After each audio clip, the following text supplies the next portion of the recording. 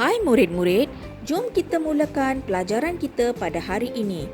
Tema 6, Alam Sekitar dan Teknologi Hijau.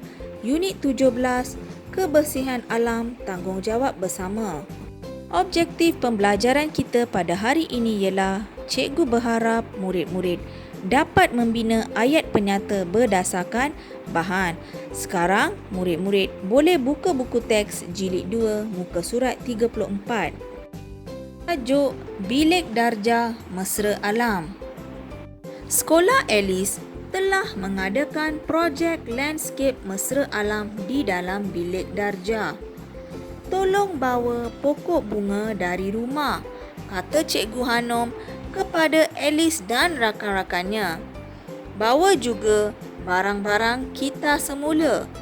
Kita akan mewujudkan landscape yang paling cantik, kata Cikgu Hanom untuk memberikan semangat kepada anak-anak muridnya. Gambar nombor 1 telah diberikan ayat penyata, iaitu Alice membawa pokok bunga ke sekolah. Pokok bunga itu ditanam di dalam botol. Komala pula membawa pokok bunga di dalam pasu. Ayat penyata bagi gambar nombor 2, mereka membawa pokok bunga itu ke sudut belakang bilik darjah. Mereka menyusun pokok bunga di satu sudut. Bagi gambar nombor 3 yang bertanda pensel, murid-murid kena membina 2 ayat penyata di sini. Ayat penyata yang pertama yang telah diberikan ialah di sudut yang lain mereka menyusun 3 buah kotak. Ayat penyata nombor 2 ialah mereka membalut setiap kotak dengan kertas yang berbeza warna. Ayat penyata yang ketiga, mereka melabelkan setiap kotak itu. Ayat penyata keempat, kotak biru dihaskan untuk mengumpul kertas. Kotak coklat untuk mengumpul botol-botol plastik. Yang terakhir, kotak jingga pula untuk mengumpul pakaian lama. Murid-murid, ini adalah contoh ayat penyata yang cikgu berikan untuk gambar yang ketiga. Sekarang, cikgu hendak kamu buat latihan di dalam buku aktiviti jilid 2 muka surat 36. Murid-murid dah bersedia? Mari kita buat latihan ini bersama-sama.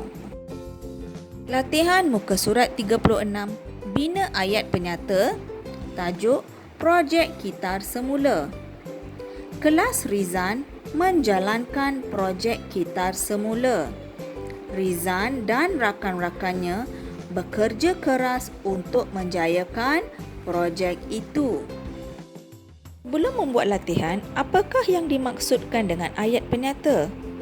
Ya, ayat penyata ialah ayat yang digunakan untuk menyatakan sesuatu atau memberikan keterangan tentang sesuatu perkara.